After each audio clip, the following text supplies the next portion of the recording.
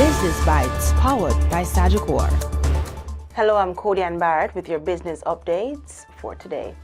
Investigative agencies say they are having to evolve quickly as cyber-enabled corruption and digital criminal activity continue to grow across the region.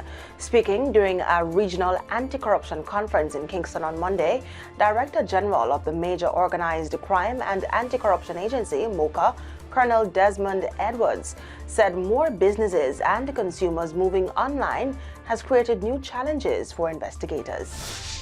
We have had to improve our cyber forensic capacities significantly, both in the use of technology as also in the use of our number of personnel and training mechanisms. We have had to establish highly specialized cyber investigations team. The MOCA establishment initially had not contemplated having specialized cyber investigators. We have had to do that just to respond to the frequency and number of phishing scams and fraud affecting financial institutions and their clients and customers. Edwards revealed that MOCA has established a specialized data analysis hub within its criminal analysis department to support investigations and process large volumes of digital information. There's one particular investigation, for example, where we have had to sift through 17 terabytes of data. Right? You can't do that manually. So we have had to invest in software to assist us in doing that. The agency has also onboarded financial forensic analysts as it seeks to keep pace with increasingly sophisticated criminal operations.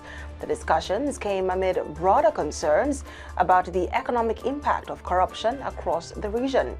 During the same conference, Revenue Protection Division Chief Technical Director Cranston Morgan shared figures on the estimated losses linked to corruption. Up to 4.4% of the GDP of Latin America and Caribbean is lost or eroded through corruption.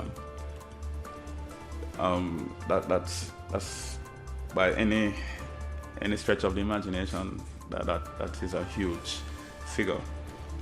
When we look at the Jamaican situation, our own national security policy has us at 5%. And a figure of about 100 billion Jamaican dollars each year.